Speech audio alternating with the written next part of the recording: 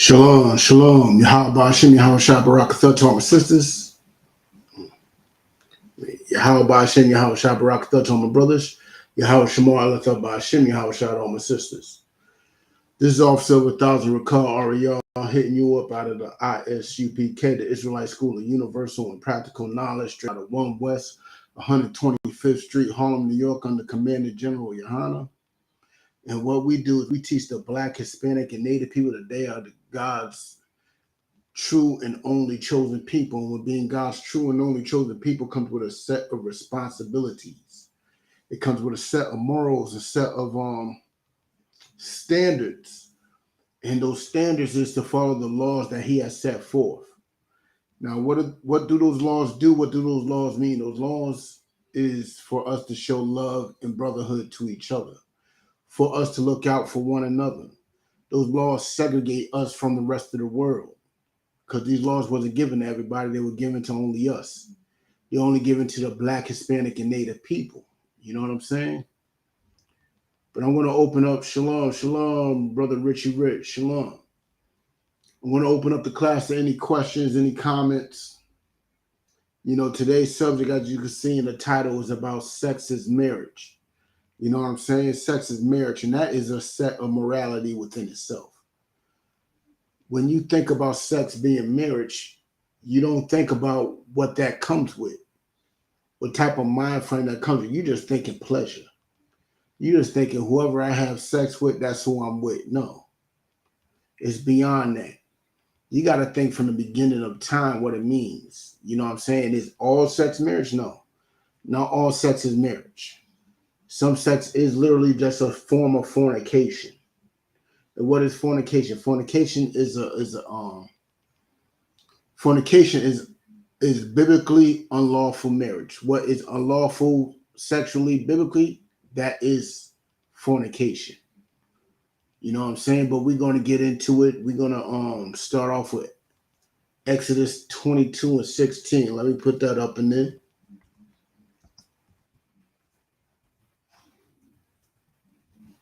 Get with Exodus 22 and 16. Give y'all a couple seconds to get there. And if you have any questions, just type them on in. Let's make this class interactive. Let's see where your minds is at, because I'm going to ask y'all some questions too. I know y'all like to think y'all know everything, but that's not true. Let's get with it. Exodus chapter 22, verse 16. And if a man entice a maid, that's what we got to understand. First off, let's understand what the word maid means. All right, let's go into definition of Webster's.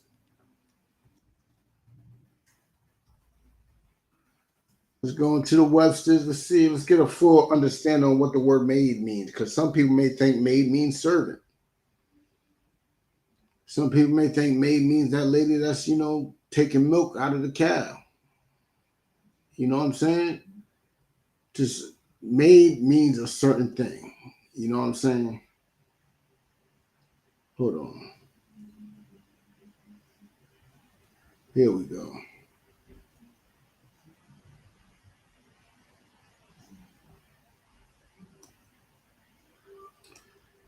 Let's look at maid. M-A-I-D.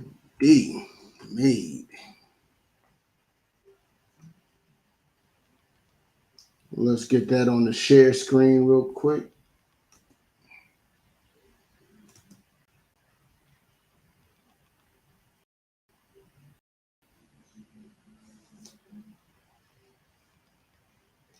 Maid, by definition, according to the Merriam-Webster dictionary. Maid, noun. Unmarried girl or woman, especially when, aka virgin, which is a whole nother definition. Well, we're going to stick with maid. Maid servant, a woman or girl employed to do domestic work. You know what I'm saying? With definition 1, if a man entices an unmarried girl or woman, especially when young, okay, like he's enticing her. He's enticing an unmarried girl or woman. Let's see what entice means. Let's see what entice means. You know what I'm saying? Entice, a verb, which is an action. That's something that you're doing. Entice, enticing. Transitive verb, to attract artfully or adroitly or by arousing hope or desire, aka tempt. Enticing means he's tempting her. He's trying to attract her artfully. He's trying to arouse her curiosity. That's what entice means. So this brother, this man, is trying to tempt or arouse a young woman or a woman that is unmarried. You know what I'm saying? That's what that brother's trying to do. You know what I'm saying? Richie Rich has a question. Can you explain fornication? Like I was saying earlier, fornication is literally, if you look in the Zondervan Pictorial Bible Dictionary, it's literally defined as unlawful sex. And we're going to get into that a little later, more deeper. All right?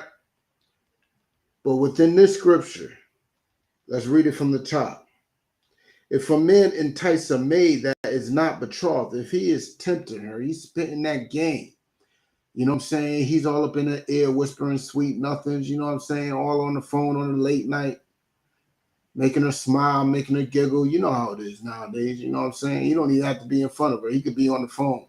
He could be all up in her DMs. You know what I'm saying? Sending those good morning love messages. You know, brown nosing, as we would say in the 90s, brown nosing. He could be doing all that. You know what I'm saying? And he's enticing her. So if a man does that, let's continue. And lie with her. And lie with her. What does that mean? What's the archaic word of lie? If you're in the chat right now, can you type in what the word lie means? When a man lies with a woman, what does that mean?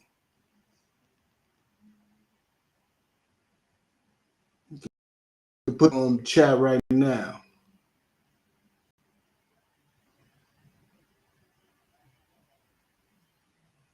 What does it mean when a man entices a maid? And he lied. First, he enticed her. If you're Black, Hispanic, and Native, you should understand this, because this is what's trying to be done every day in your life.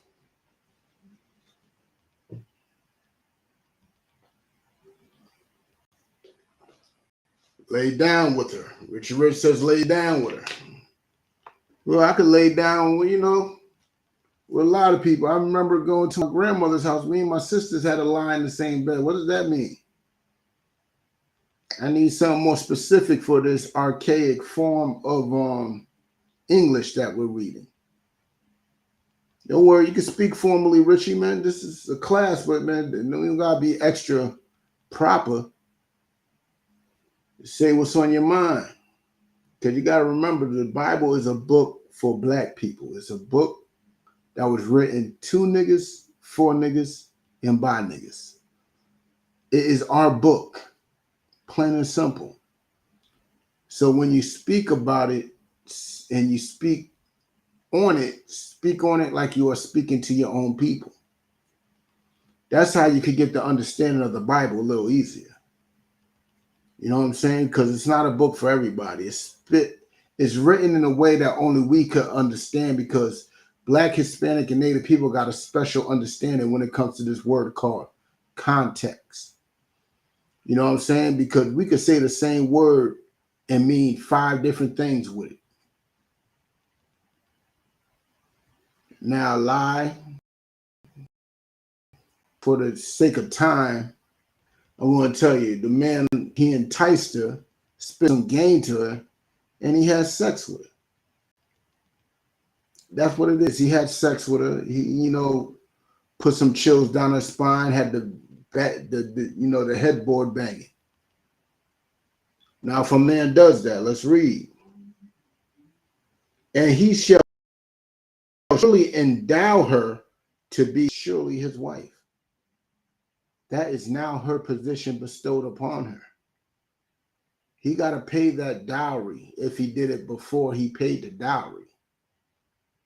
You know what I'm saying? He definitely got to,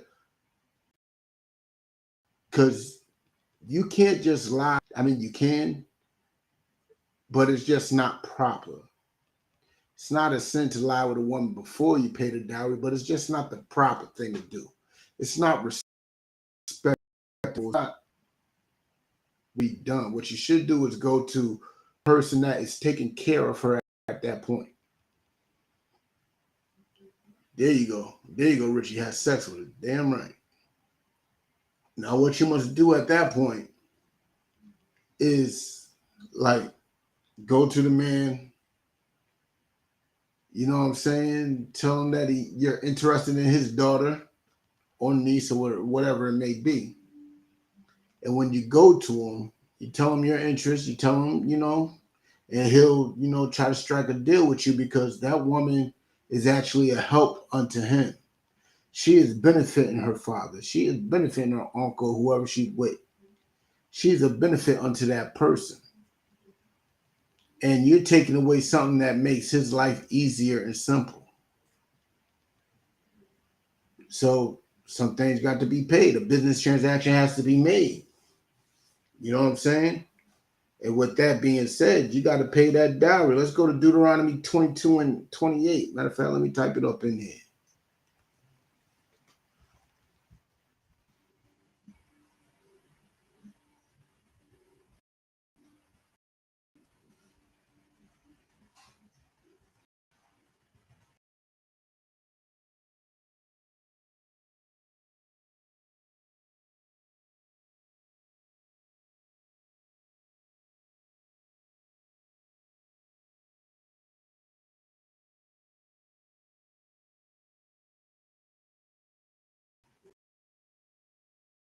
Let me see.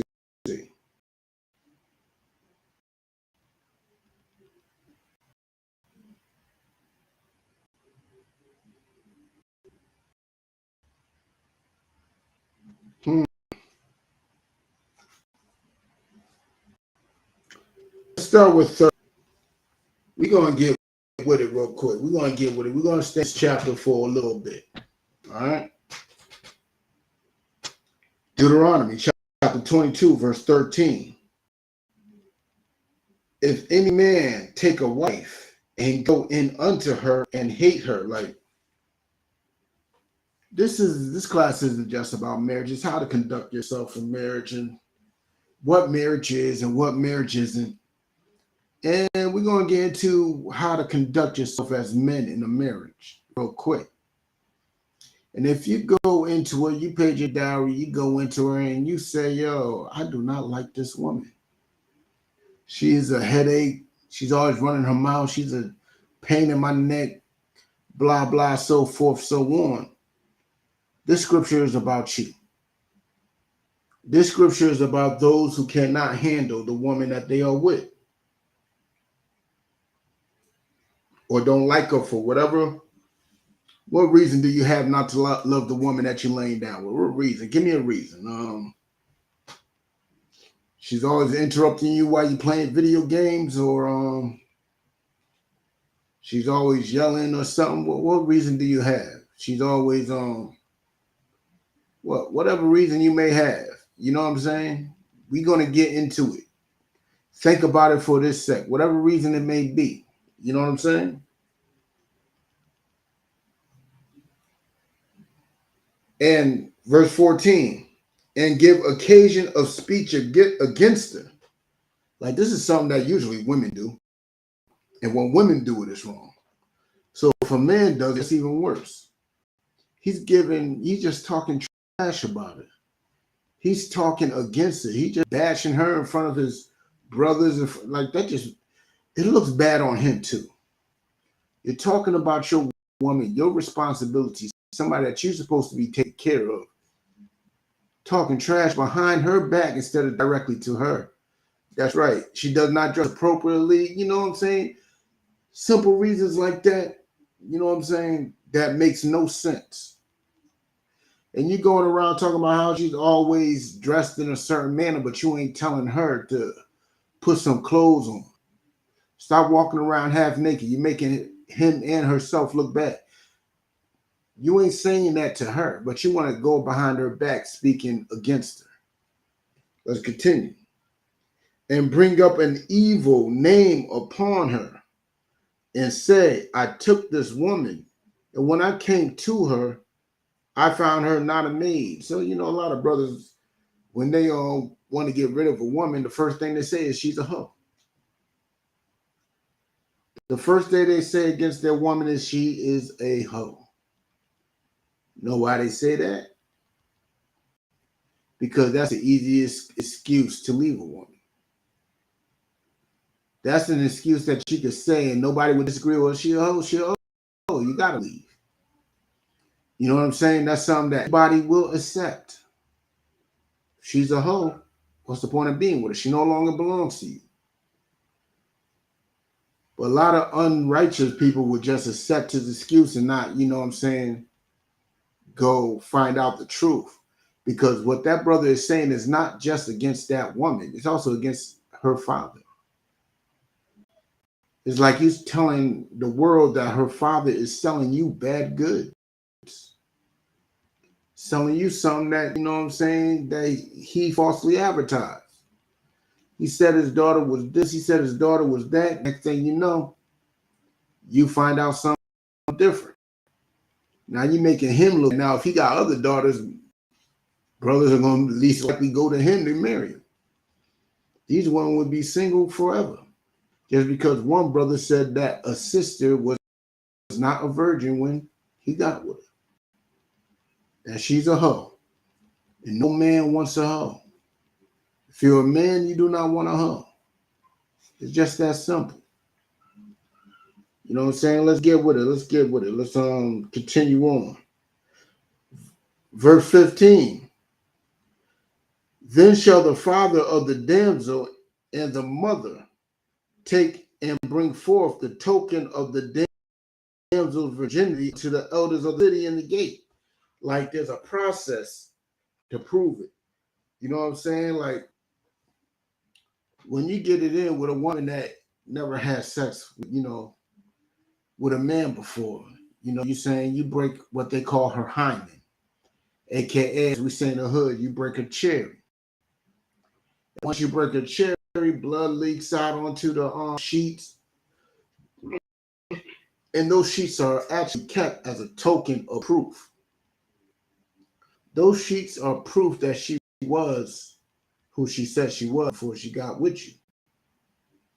And the father and the mother will hold on to that just in case evil and wicked looks like he would say that she is not. You know what I'm saying? But let's continue. And the damsel's father shall say unto the elders, I gave my daughter to this man to wife, and he hated her, because it is hatred. To call this woman that is serving you, who dedicated her life to you, who is bearing you kids, to call her a hoe when she is not. Now, what is a hoe? That's what you must ask yourself. What is a whore?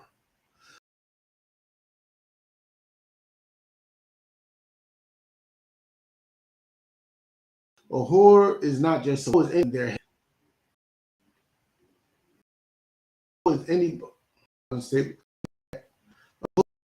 that is not following their head, who is not going with the leadership that they should be going with. Like if you see a Christian in church, a black, Hispanic, or Native Christian in the Christian church doing whatever he does in the church, he is a whore. You see him in a Muslim mosque, he is a whore. When you see that woman making chicken for the pastor, but her husband's at home with nothing to eat, she is a whore. A whore goes against their head. And this woman, if she is not going against her head, if she is doing everything that her head asks, she is not a whore. If she is following her husband, she is not a whore. If she's not following her husband, well, she's a whore. She'd rather listen to every Tom, Dick, and Harry, listen to Steve Harvey, listen to everybody on the internet over her husband, over the person that she should be calling, then she is a whore. But if a woman does do that and you call her a whore, you are about as evil as it gets. You are the definition of evil. But let's continue. Verse 17. And lo, he hath given occasion of speech against her, saying, I found out thy daughter a maid, and yet these are the tokens of my daughter's virginity. Like this brother speaking against her, saying she is not a maid, she is not a virgin, she is not pure. You know what I'm saying? She's somebody else. But he has that token. He has the evidence. You know what I'm saying? Let's continue.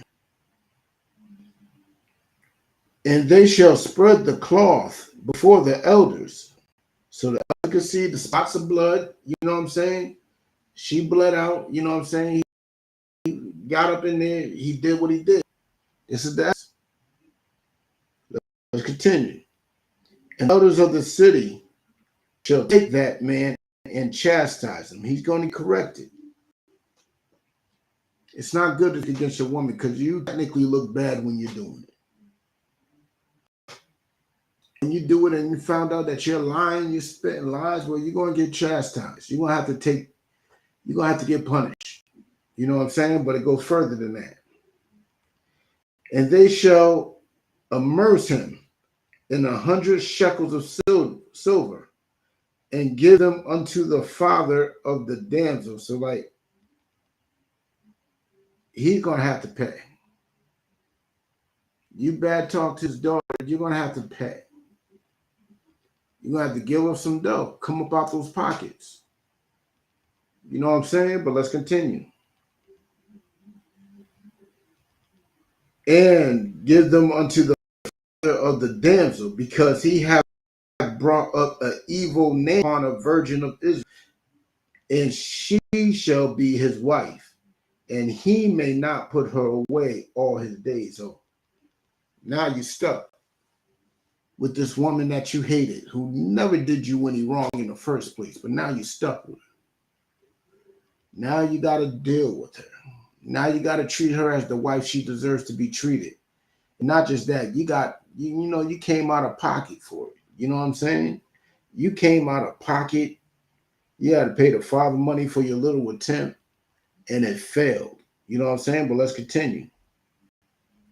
But if this thing be true, now if she is not a virgin, there was no spotting on that token.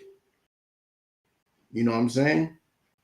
And the tokens of virginity be not found for the damsel, then they shall bring out the damsel to the door of the father's house, and the men of her city shall stone her with stones, that she die, because she hath wrought folly in Israel, to play the whore in her father's house.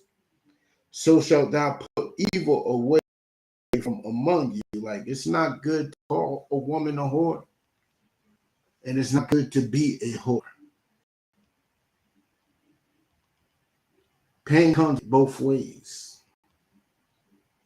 Pain comes with it both ways. Well, let's drop down a bit. Let's drop down down to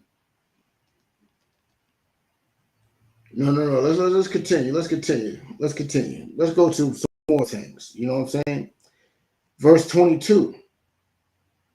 If a man be found lying with a woman married to an husband, like you see a man and a woman getting this, you want this woman to be the wife to another man. That means she's playing the whore. He is with her. He is the one that is, you know what I'm saying, banging around, you know. Let's continue. Then they shall both of them die. Both of them gotta die. both of them got to be done away with. You know what I'm saying? But the people, you got to take certain evils like that away from us. You know what I'm saying? But let's continue. Let's continue. Both the man that lie with the woman and the woman, so shalt thou put away evil from Israel. Because if you look throughout history, some things that one person's sin could take down this whole nation. One person's fault, one person's folly could destroy all of us. And so we have to put it away. Because if we don't put it away, we are showing that we accept such behavior amongst our people. And such things should not be tolerated, period.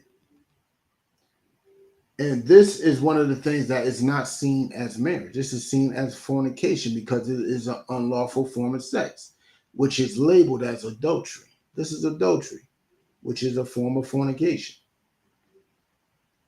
So when you commit adultery,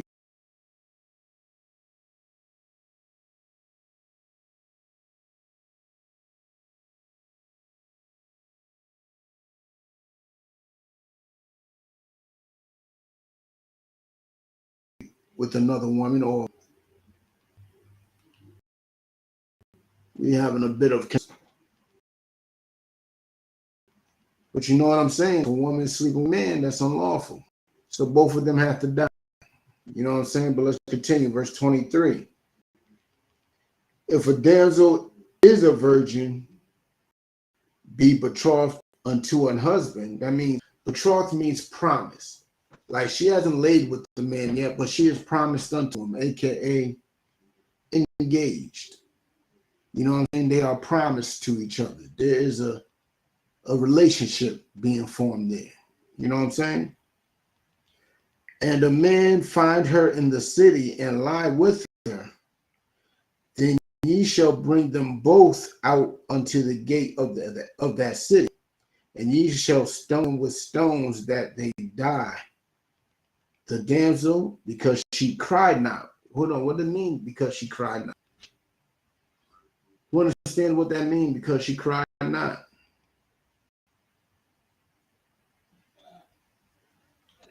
Let me explain something. In today's world, a lot of women, I'm not saying every woman, but I have seen this with my own eyes. A lot of women will tell their daughters if they are getting raped just to take it, so he will not kill her. But let me tell you something, sisters. If you are in that situation, yell, claw, scratch, scream, do whatever you can. Do whatever you can, because there's always better to die than to be dishonored. Because if you don't cry out, people are going to think that you wanted it. It don't mean that you did, but that's the way people are going to be thinking. You know what I'm saying? That's the way their mind's going to work. They're going to think that you want it and that sex was consensual because you just stood there and took it. You ain't try to get no DNA under your nails or nothing. But let me tell you something. If you're in that situation, do that. Go for his eyeballs. Do something. Try to hurt him and maim him. Try to scream, fight as loud as you can. And with any hope and with the mercy of the Most High, somebody will be nearby and help you out of that situation. Will help you right on out of it. You know what I'm saying? Let's continue.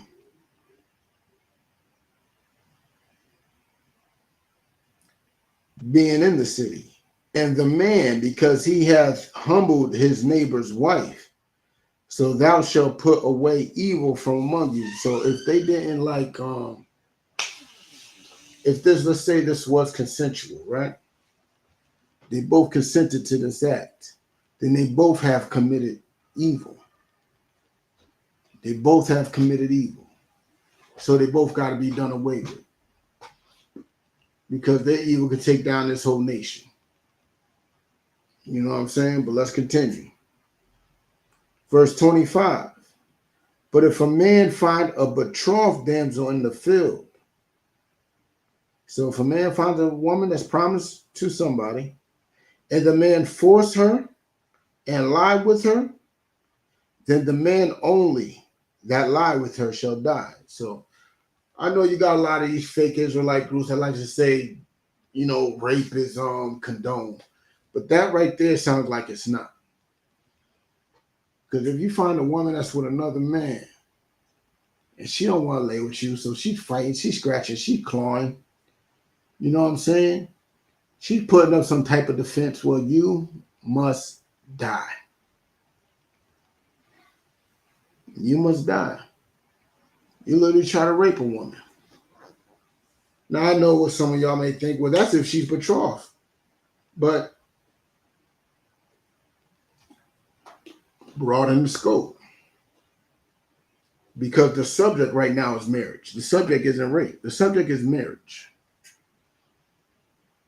So if you take a woman that's not betrothed and force yourself on her, does that make it okay?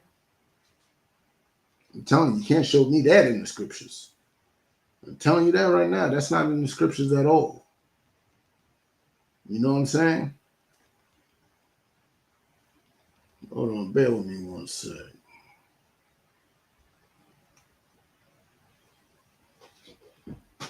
But let's continue. Let's continue.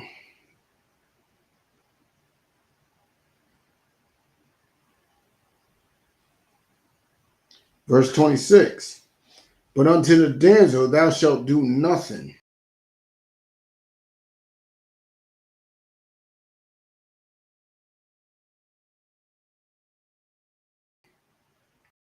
She was the one raped.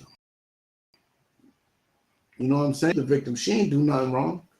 So if you find her and she's being raped, she doing nothing wrong.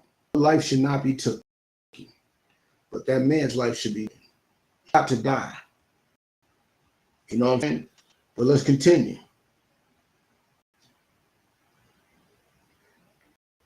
Oh yeah, here we go in the middle. For as when a man rises against neighbor and slayeth him, even so is this matter. Like this is no different. Like when you rape a woman, it's no different from you killing your neighbor. Raping a woman is literally killing her. You understand the mental hell a woman goes through when that is done unto her. You know, understand that she sees herself. Most women will literally consider themselves worthless. They will find a value of themselves that is not valuable at all. They will show value in their sexuality, in being a whore, in being a slut, being the next Meg Thee Stallion or Cardi B. That's how they will see their value. All they would talk about is how good their coochie is, how good their head game is, how good they look, this, that, this, and they can't even make a biscuit from scratch. They can't sew up nothing. They can't do nothing. They have no value within themselves because that man took away that value. That man destroyed their mentality. That's why he needs to die, because he literally committed murder. Even though it was a sexual act, it is equal to murder. And that's not marriage. So everybody who don't believe sex is marriage like to say, what if you rape somebody? Are you married? No. Rape is not marriage. Well, I had sex with a lot of people. Is that marriage? No. That's called fornication in some shape, form, or fashion. I'm pretty sure that woman belonged to another man. No, that's not marriage. You know what I'm saying? Marriage is when you have sex with somebody that you're supposed to have sex with, which is promised unto you. You know what I'm saying? A person that we're going to get into it. It gets deeper. We're going to get into it. You know what I'm saying? But let's finish this off.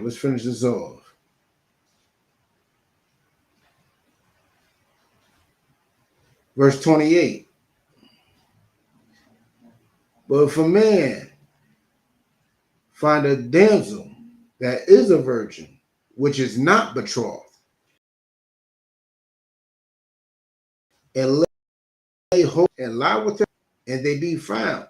This is a consensual thing right here. He finds the woman, he lies hold of her, he spits in her, and he lays with her before he pays the dowry. You know what I'm saying? And they be found. The man that lay with her shall give unto the damsel unto father 50 shekels of silver, and shall be his wife. And she shall be his wife, because he hath humbled her. He may not put her away all his days. A man shall not take his father's wife, nor discover his father's skirt. That's another one. There's another thing. Like, I see this happening every now and then in the world, where a father would take his son's daughter, or a father would take his son's woman, or a son would take his father's one. That's just sick. Why would you want to put your rod in a place where your father's rod was? Why would you want to put your rod in a place where any man's rod was? In that case, it's sick. It's sick. But those are forms of things that is not marriage. And he gave you an example of what is a marriage. When she is single, a single woman that is not betrothed, and you spit that game, you get with her, she gives it up, you still got to pay that virgin dowry. You know what I'm saying? You still got to pay that. You know what I'm saying? But let's continue. Let's see other forms of things that is not marriage. Let's go to Deuteronomy 7:3.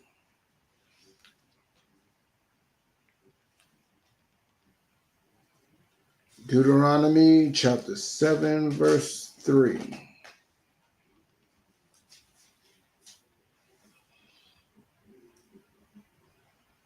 Neither shalt thou make marriages with them. Hold on, what does it mean you can't make marriages with them? Can't make marriages with anybody? Marriage is something that's pointless now? Marriage shouldn't exist? Now let's get further into it. Neither shalt thou make marriages with them. Thy daughters thou shalt not give unto his sons. You can't give your daughters unto his sons. Nor his daughters shalt thou take unto thy son. Nor shall you take their daughters unto your sons. Now, what is this talking about? I hear a lot of these possessive pronouns, but none of it's making sense right now, because it's not in context. Let's read the verse above that. Verse 2. And when the Lord thy God shall deliver them before thee, thou shalt smite them and utterly destroy them, and thou shalt make no covenant with them, nor show mercy unto them. Hold on. I'm still confused. Are you confused? I'm still confused. Let's go up a little further. Let's go up to the first verse. Get even more clarity on this. Catch up, y'all. I'm trying to teach y'all something. Chapter 7, verse 1. When the Lord thy God shall bring thee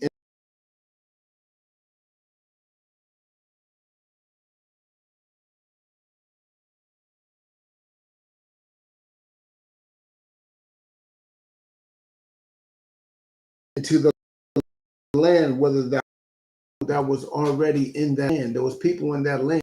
And so the Most High was preparing us to do. Continue. And hath cast out many nations before thee. Like, he's casting out many nations just for us to get this land. These that he's talking about. These are other races of people, other nationalities, other families.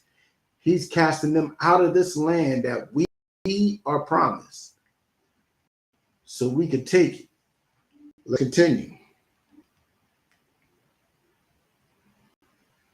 The Hittites and the Girgashites and the Amorites and the Canaanites and the Perizzites and the Hivites and the Jebusites 7 nations greater and mightier than thou. Like these are a whole bunch of nations. Like I know a lot of people like to focus on those nations. There's groups of fake Israelites that like to focus on those nations. But all those nations are different type of nations. There are Edomites that's listed here. There's Hamites that's listed here. You know what I'm saying? With that being said, there's the fake Jewish people. There's a whole bunch of other nations here. But in other books of the Bible, you can see even further other nations that we should not be marrying. But let me continue. All these nations are mightier than us. And when the Lord thy God shall deliver them before thee, like when he gets rid of them before us, in front of our eyes, we are taking them out of this land, straight up and down, out of this land. And when we get them out of there, guess what we're doing? Guess what we're doing? We are killing them. We are slaughtering them. We are doing untype of acts that most people would not accept being done to their people. So let's continue. Thou shalt smite them, their words. If you look up the word smite, smite literally means to destroy, to kill. You know what I'm saying? Let's continue. And utterly destroy them. We're going to destroy these other nations. We are to destroy them. That is what we should be doing, is destroying them. But let's continue. Thou shalt make no covenant with them. Guess what? What's a covenant? A covenant is an agreement that forms peace between two parties. We should not be seeking their peace. So a form of interracial marriage is a covenant between two separate nations. You know what I'm saying? Like, if you see Serena Williams, she will not tell you that the white man is the devil that the Bible speaks of. Serena Williams won't tell you that. You know who else won't tell you that? Kanye West will not tell you that the white woman is the devil that the Bible speaks of. He will not tell you that. You know why? Because they made a covenant with those nations. But let's continue. Nor show mercy unto them. We should not be showing them mercy. Neither shalt thou make marriages with them. We ain't supposed to be marrying them. So interracial marriage is not a form of marriage in God's eyes. So when you have sex with somebody outside of your race, that is not marriage either. Interracial marriage is not a form of marriage. Interracial marriage is no different from pedophilia. It's no different from, you know what I'm saying, homosexuality. It's no different from adultery. It's all sins. And adultery is not a form of marriage. It's just that simple. But let's continue. Hold on one sec. Thy daughter thou shalt not give unto his son. Like, we should not be giving our princesses to marry their sons. You see what's going on with these black women getting abused by their so-called Caucasian husbands. It happens every day. You know what I'm saying? And we're giving our daughters unto their families, unto their culture, unto their lifestyles, unto their way of living. And we should not be taking their daughters unto our way of life. Their daughters should not be marrying our sons. We should only be marrying each other. We should only be keeping to each other. You know what I'm saying? But I'm going to drop that. Let's get hold on one sec. I think I got a splinter. But let's go to Deuteronomy 22, verse 22 real quick. Let's get some. I already read that. Let's drop that. Let's get Ezra 19 and 12. 9 and 12. Ezra 9 and 12. Let's emphasize on this real quick. Let's emphasize on this interracial relationships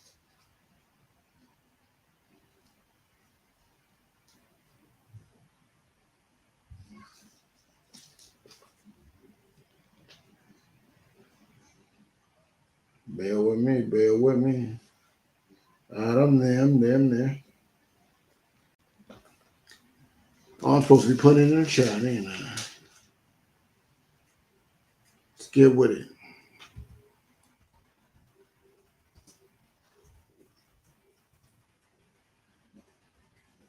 I went Nuzra 9 and 12. 9 and 12. If you're there, read along. If not, hope you get a Bible real soon so you can.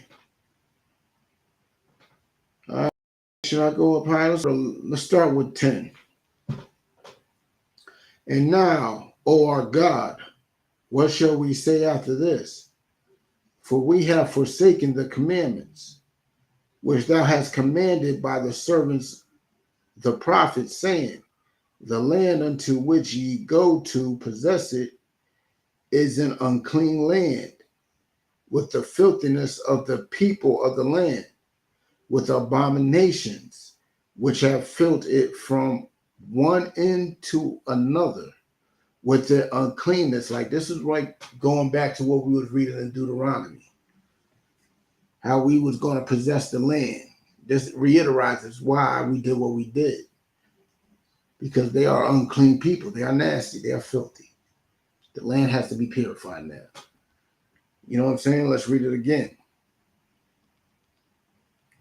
Now, therefore, give not your daughters unto their sons, neither take your daughters unto your sons, nor seek their peace or their wealth forever, that ye may be strong and eat the good of the land, and leave it for an inheritance to your children forever. That is our problem with our people today. We are quick to get rich, get famous, you know what I'm saying? Gain all type of power. And then we share it with somebody that will give it back to her people. So we'll have that power, that money for a little bit, but then we give it back to our enemies. That's what the Lord don't want. If we take it over, that power is meant for us, and we should keep it within us. Be strictly selfish about it. You know what I'm saying? That's what we should be.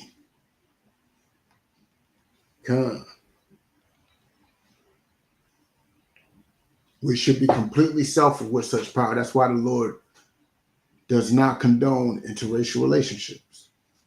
You know what I'm saying? Interracial relationships is an issue. But if you got any questions, type them on in.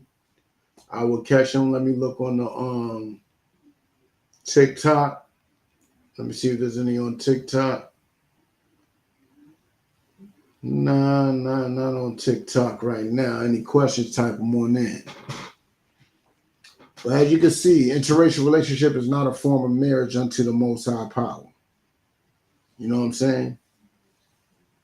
But let's go to Leviticus 18 and 18. Let's go to some more laws. Because remember, the Christian church like to tell you that the law is done away with. And if you believe what the Christian church says, that means everything that's in here, in the book of Leviticus, which is another way of saying the book of laws, if the law is done away with, everything in Leviticus is up for grabs. You can do whatever you want. But let's see what Leviticus is telling you not to do. Where should I start?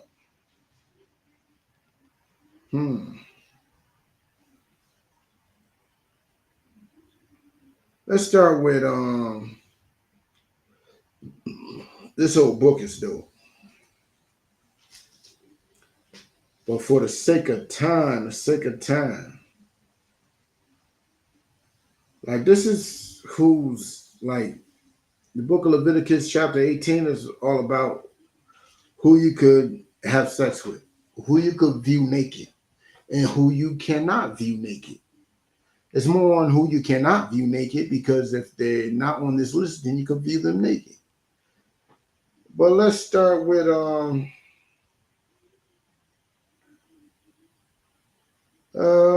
for the sake of time, let's start with 14. No, let's start with 12. Let's start with 12, just because if I turn the page, I'm probably going to want to go further back, but let's start with 12.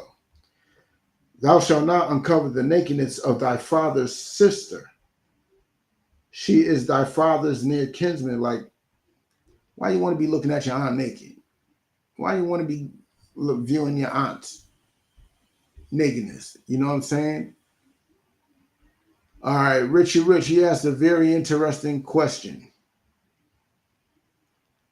Are Cape Verdeans Israelites? I'm not Cape Verdean, just wondering. Here's what you must understand. Cabo Verde was a slave port. And it being a slave port, it just after it became a slave port, it decided to become a settlement. And when it became a settlement, there's three different nations that decided to stay there and settle there. You got the Africans, who was capturing us and bringing us to Cabo Verde, who was selling us to the Portuguese or other European races. So you had the mostly the Portuguese, a few Spaniards, a few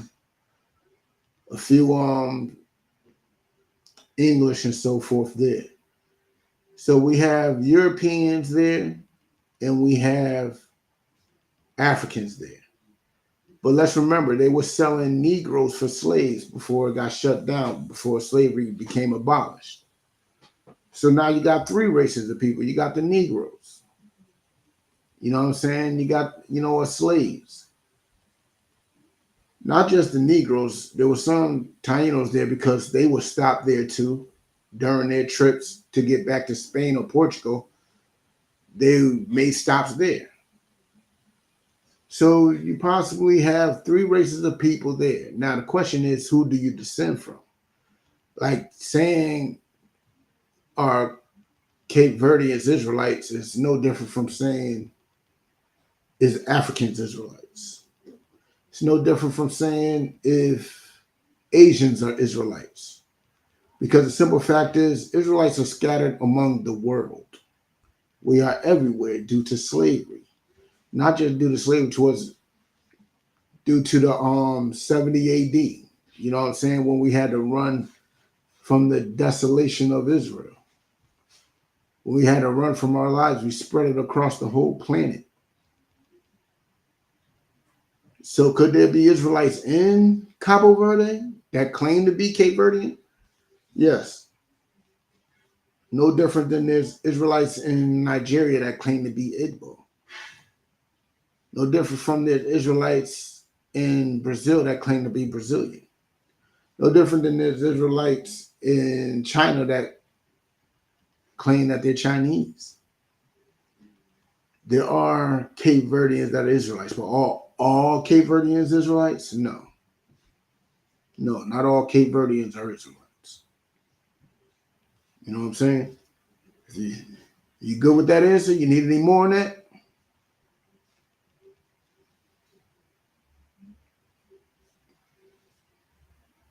Let me know if you need any more on that.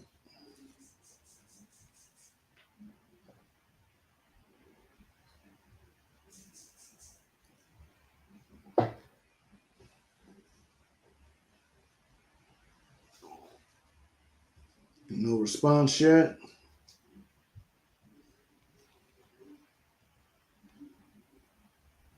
All right, I got you. All right, Most High in Christ. Good, good. Now,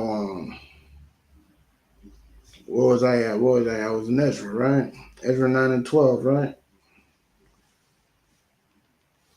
So you don't want to be looking at your aunties. Let's continue.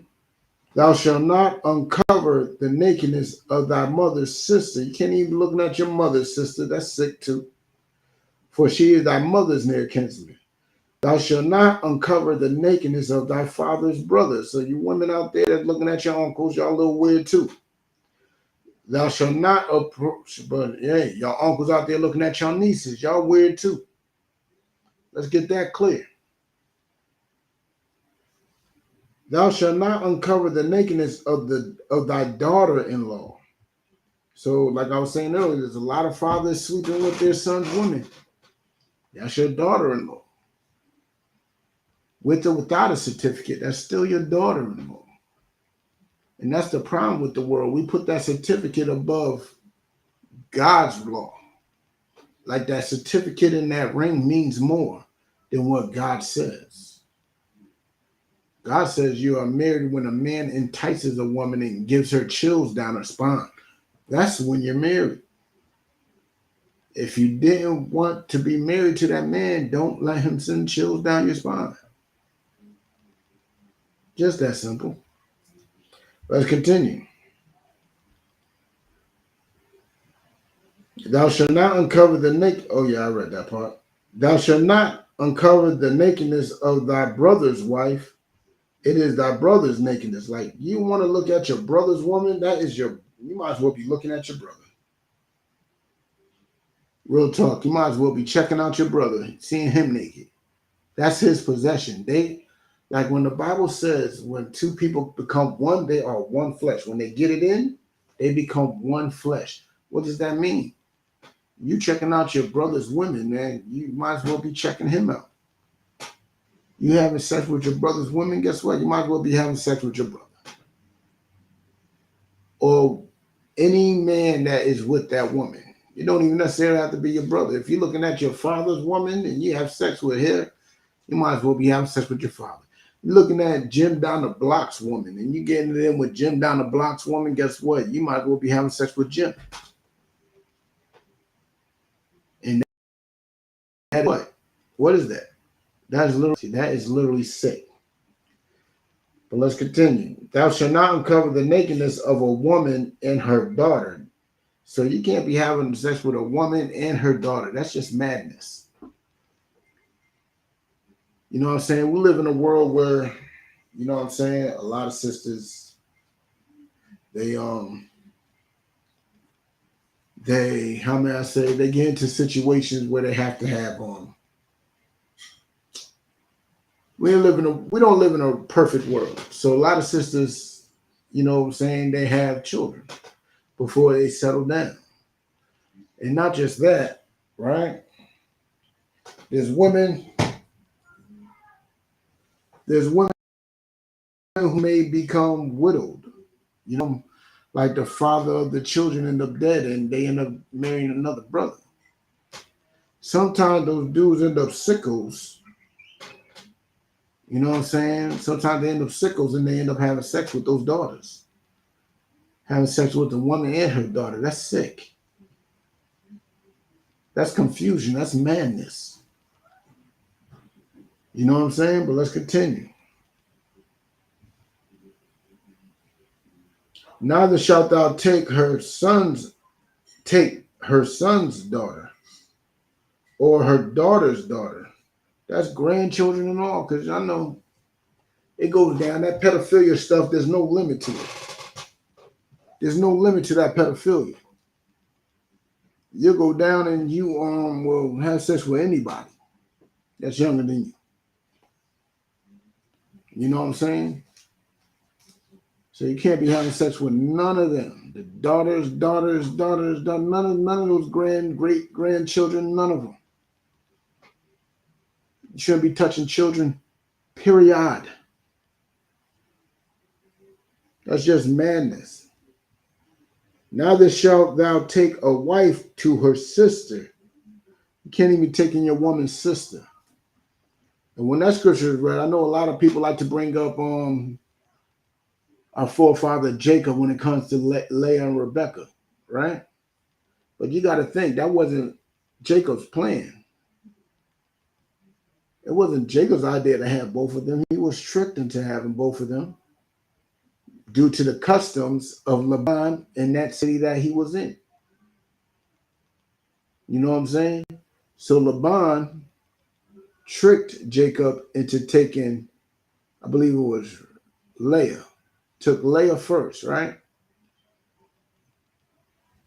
He worked 7 years for Rebecca, but ended up getting Leah due to the customs of Laban and in that custom of that society at that time. The older daughter had to get married first. But he ain't forsake him because he said, give me another 7 years and then you can have Rebecca. Now, The thing is, Jacob could have easily said, "No, give me my woman. I made a deal with you. You forsook the deal. Leah is not my wife because that's not who I worked and toiled for. That's not who I paid the dowry for." He could have been like that, but no, he knew that if I lie with her, that is officially my woman, no matter what. He ain't even put up an argument about that. He just worked a whole nother 7 years. He put in a whole nother 7 years. So technically, he worked 14 years for one woman. He worked 14 years with no pay for one woman. Ended up with two, but he wanted one. You know what I'm saying? But what this is saying right here is that because that happened don't mean we should be doing it. Because you're going to do is have these sisters bumping heads. You're going to have these sisters against each other, angry at each other, fighting each other. So no, don't be getting with the sisters of your woman. Don't be trying to plot. That's just some sick-minded porn stuff too. That's another thing. People be watching too much porn and think that that's reality based. You can't do that. There's a lot of acting going on in pornography, and you're watching porn thinking that that's not acting. Thinking that that can actually happen in real life. Thinking that you could become a pizza delivery guy and just end up in some type of wild orgy. No, that's not reality. You know what I'm saying? So stop watching porn, man. That's where a lot of this sickness is coming from too. You know what I'm saying? But let's drop that. Let's get Genesis 2:18. Let's go back to the beginning.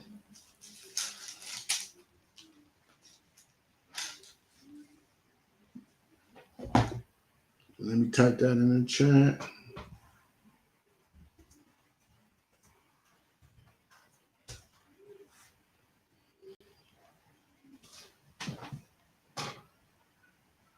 And give y'all a second. Get this like at the beginning of the book.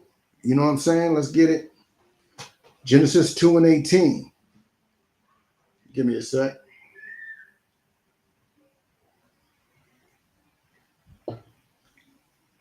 Genesis chapter 2, verse 18.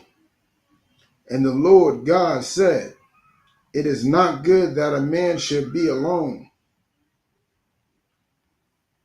All you single brothers out there, you know what it is. You know exactly what that scripture means. It takes a special type of strength for a man to be single his whole life. Those men are special, one of a kind. I tell you right now, I couldn't do it. You know what I'm saying? Like, when we don't have women, let me tell you where our mind goes. Without women, we don't take care of ourselves as well. Without women, we're not releasing ourselves, if you know what I mean. We're not having sex as much. So we tend to become more aggressive, more angry, more fueled up to fight. You know what I'm saying? So a lot of issues come with a man that doesn't have a woman. We lose focus on things. We don't think right. That's the problem with it. So it's a good thing for a man to find a woman. It's a good thing. Let's read that again from the top. And the Lord said, "It is not good that the man should be alone. I will make him an helpmeet for him." Like, just because he's with a woman, that doesn't mean it's a good thing either. If she's not a helpmeet, she's more of a hindrance. She's more of a headache. She's more of something that's just further making him confused and unclear and just angry. Because women do got that power too.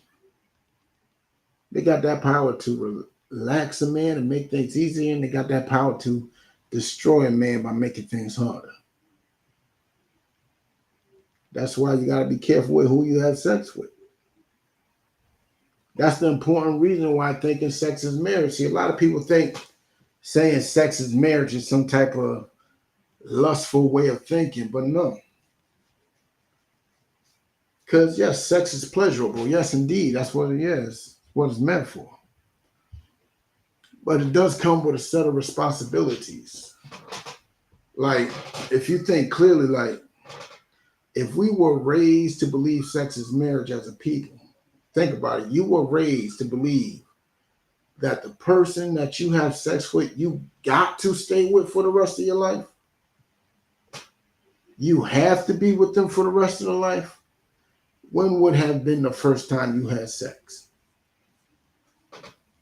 I want y'all to type that in. I see y'all. I see y'all in here. We got people over here, people over there. If you knew that sex was marriage from young, when would have been the first time you had sex willingly?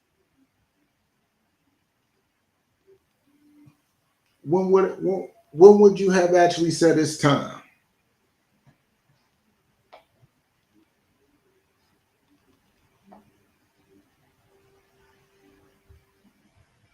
Because let me tell you something. Knowing that sex is marriage, knowing that I cannot leave this woman, which may be on my nerves forever, which may be a giant ball of aggravation, I gotta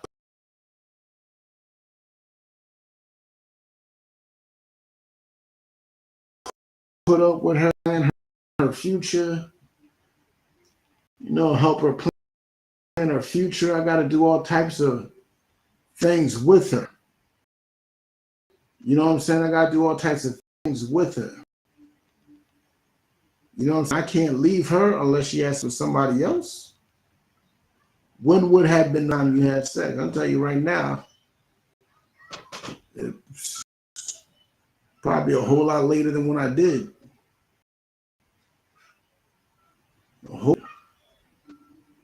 And I wouldn't be, the type to have sex with any and everybody. See, you thinking that is pleasure, you will have sex with anybody and everybody. That's what the Christian church teaches.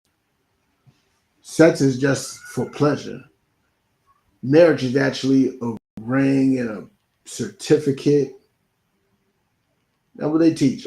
That's what marriage is, a ring and a certificate, as if a man can't cheat with that ring and certificate, as if a woman can't cheat with that ring and certificate, as if that ring and certificate hands over responsibilities. Like it doesn't. But what gives you responsibilities is your morality. And once your morality says that this is not a game, that me laying in this bed with you and putting chills down your spine means that you are my problem. You are now my responsibility. I got to take care of you. Your way of thinking changes. Your way of thinking changes. Not everybody will be worthy of what you have to give. No stroke. Not everybody be right, sis. If you knew that you had to stand that is technically a nut. He is the nut. He don't know what he wants. He is taking his anger out on the world, on you. My man says, when you're ready to have kids, that's right. When you're ready to have kids. But check it out, just having sex alone, it's your responsibility. We believe and understand sex is marriage, there will be a whole lot less abortions in the world. Because you would be willing to sleep with a woman that you're willing to have sex with, have kids with. Because you would know that will be part of the responsibility. You would critique who you laying with. Like, damn, do I really want to have kids with her? Do I think she is worthy enough to be a mother to my children? You know what I'm saying? Is she a nut? You would be a whole lot more careful with who you sleep with. See, Christians don't teach you that type of morality. Christianity doesn't teach that type of morality. The government says to do. You know what I'm saying? what they teach you. But let's drop that. Let's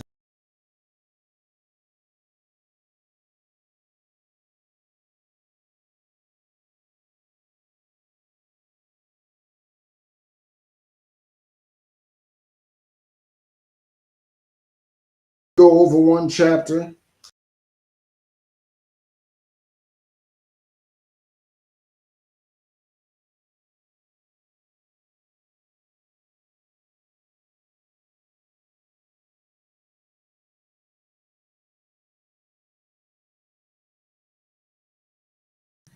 All right.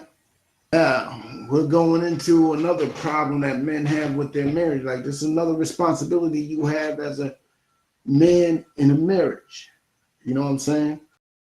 That's why you got to choose who you lay with carefully. We're going back to Adam and Eve on this one.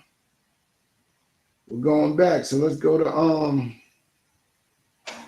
3 and 17. Let me give you the backstory real quick, even though everybody knows the backstory.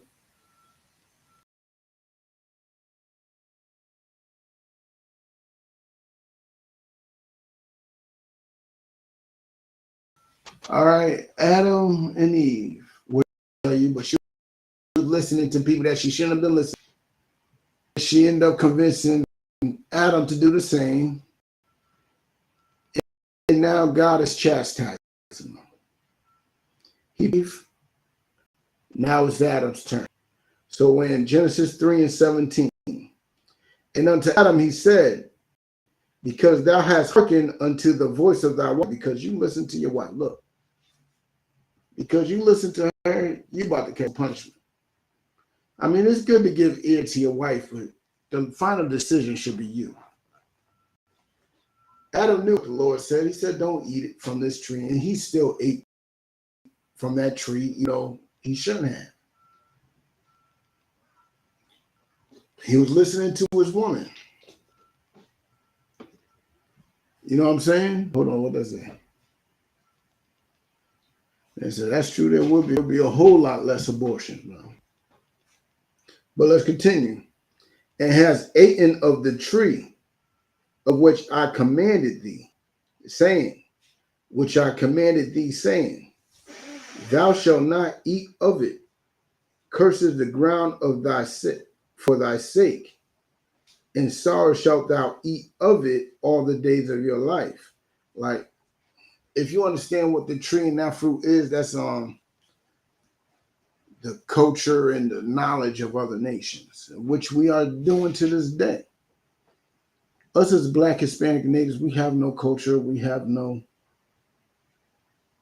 real knowledge of ourselves. We are being punished because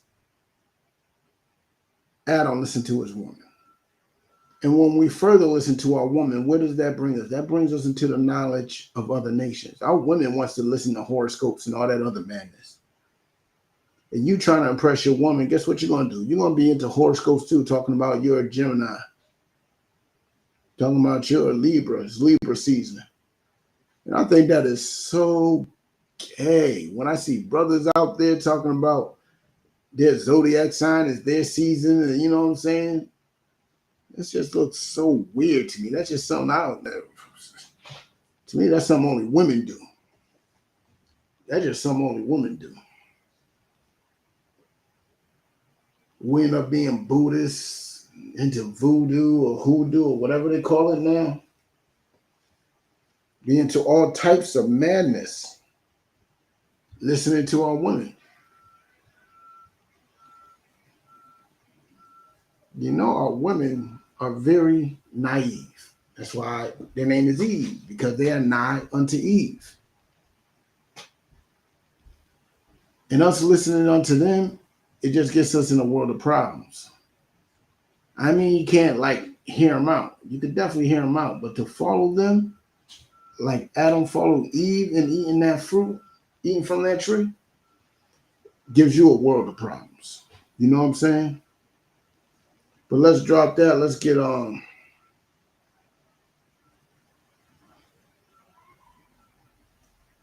let's get Leviticus 21 and 7.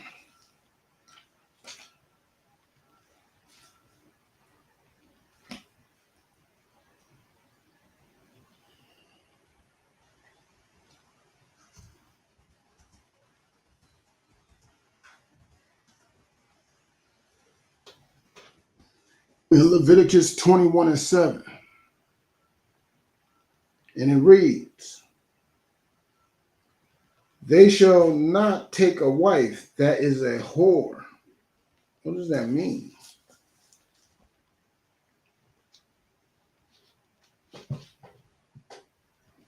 You should not take a wife that is whore. You should not take a wife that, put like this, a lot of us like to, how may I put it?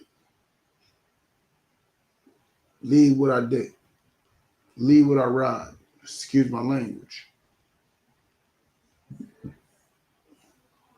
And in doing so, we end up in a world of mess. We end up sleeping with women that we should not be sleeping with. We know being with women that we should not be with. You know what I'm saying? We end up with women that belong to other men, women who do not understand anything. They're very light women.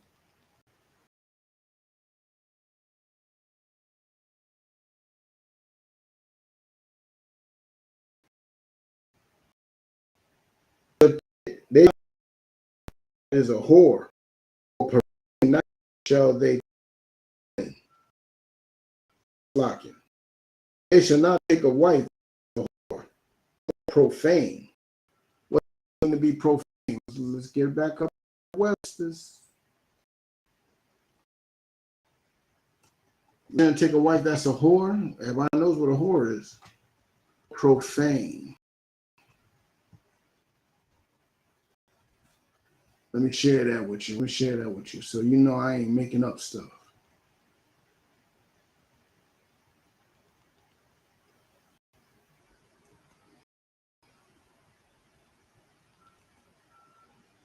Profane. To treat something sacred with abuse, irreverence, or contempt. To desecrate. Shouldn't take a woman that is willing to desecrate things that are of value. You know what I'm saying? To debase by wrong, unworthy, or vulgar use. That means she is a vulgar woman. She does not value a lot of things. Let's see. Profane as an adjective. Not concerned with religion or religious purposes. Not holy because unconsecrated, impure. Serving to debase or defile what is holy, important. Obscene or vulgar. Not being among the initiated. Not possessing esoteric or expert knowledge. I mean, she's dumb. These are the type of women that we should not be getting with. She is a whore. She doesn't value anything. She profanes anything that you value. That means puts it down, desecrates it. Sometimes you just want to get in it because she's on Instagram showing that tail. She on Instagram doing the same typical pose as millions of other women. And you think you got something valuable. You think you got something that's one of a kind. You think you got something that, you know what I'm saying, means something. But let me tell you something. All you got is a whore that is profane. So you got to choose who you decide to lay with very carefully. You can't just be laying with any woman. Because a lot of these women will destroy you. You know what I'm saying? But let's drop that.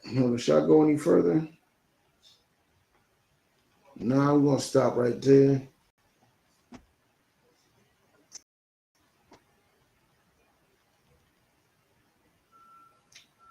Let's go back a couple chapters. Let's go into a little further understanding of what adultery is.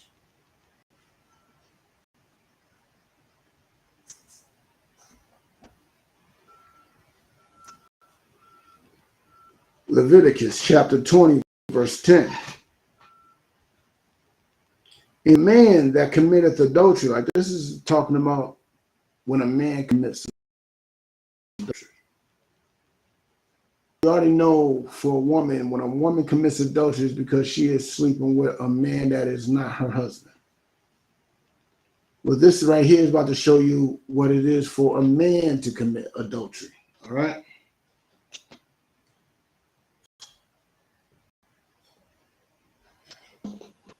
And the man that committeth adultery with another man's wife, that's how a man commits adultery, with another man's wife. See, a man, is lawful for a man, according to the scriptures, to have more than one woman. It's not wise, it's not smart, it's not intelligent to do so, but it's not unlawful. It's honorable. You know what I'm saying? It's very honorable. But let's continue. Even he that committeth adultery with his neighbor's wife, the adulterer and the adulteress shall surely be put to death. That means they both got to go. They both got to go. It's just that simple. But let's continue. That's one form that is not marriage. Adultery is not marriage. And the man that lies with his father's wife, have uncovered his father's nakedness, both of them shall surely be put to death. Their blood shall be upon them. So it ain't even nobody else's fault. Their blood shall surely be upon them. You know what I'm saying? But let's continue. If a man lie with his daughter-in-law, both of them shall surely be put to death. They have wrought confusion. The blood shall be upon them. Most High is not the author of confusion. So, you ain't supposed to be sleeping with your son's woman. That's madness, that confusion. You're going to turn your son against you. I've seen that happen before. One of the brothers, I'm very cool with this brother. His father is walking around with a woman he had kids with. With the woman he has kids with. So now the kids are confused, like, who's my daddy? Is my grandpa my daddy, or is my daddy my dad? Like, no confusion. But let's continue.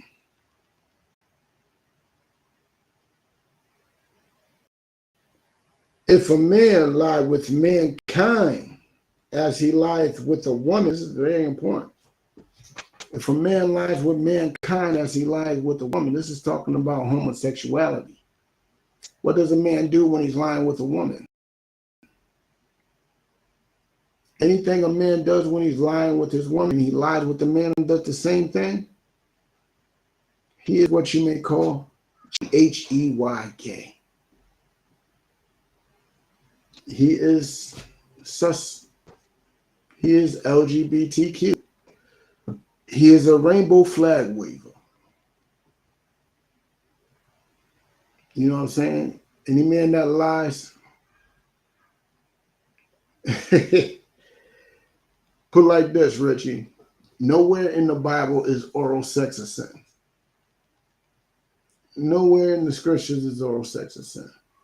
So where there is no sin, there is no law. I mean, where there is no law, there is no sin. So whatever y'all do is what y'all do. That's not a bad thing.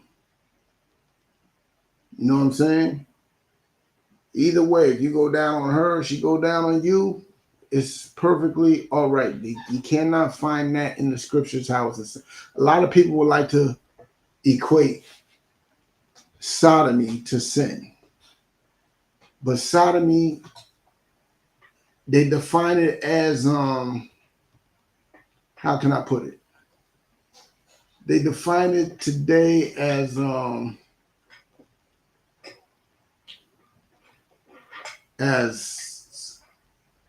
anything. They define sodomy like they define fornication. Like anything that is unlawful, they define as sodomy, which is not true. Sodomy is the acts of what the people of Sodom was doing. And what the people in Sodom were doing was committing fornication in the form of homosexuality. That's what the people of Sodom was doing. And it's not just Sodom, it was Sodom and Gomorrah and like 5 other cities around them that was in this, that all got burnt to the ground because of them committing homosexual acts. Like if you go down on your woman, that's perfectly all right. But if you go down on a man, you are lying with men the same way you will lie with woman. And that's purely homosexual. That's homosexual. So no, oral sex is not a sin. All right, Richie, you understand that? Because there's no law in the scripture that says it is.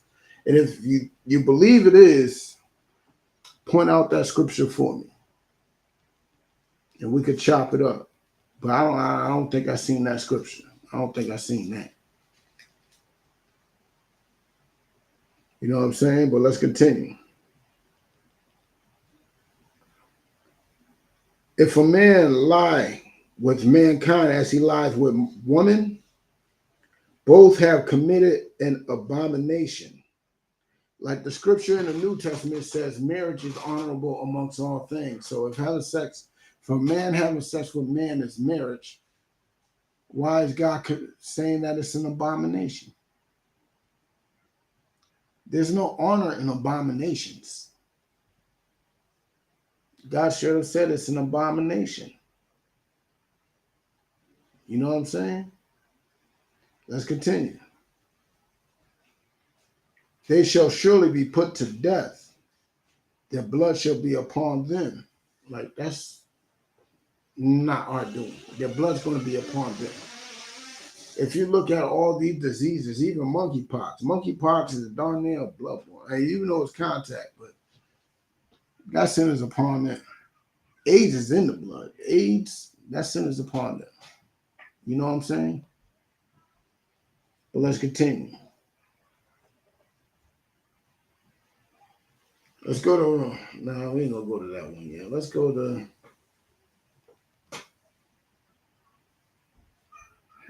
Ephesians 4:26. I think it's Ephesians.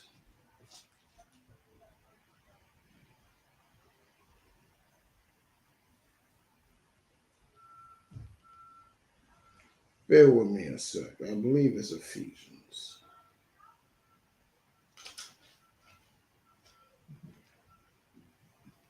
(14:73).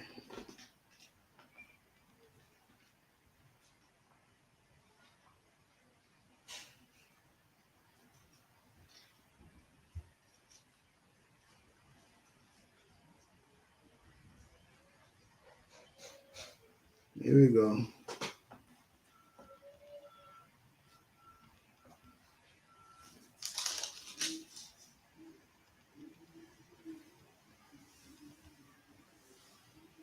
Okay, if you're there, read along with me. Okay, Ephesians chapter 4, verse 26. Be ye angry and sin not. Like, there's ups and downs in all relationships.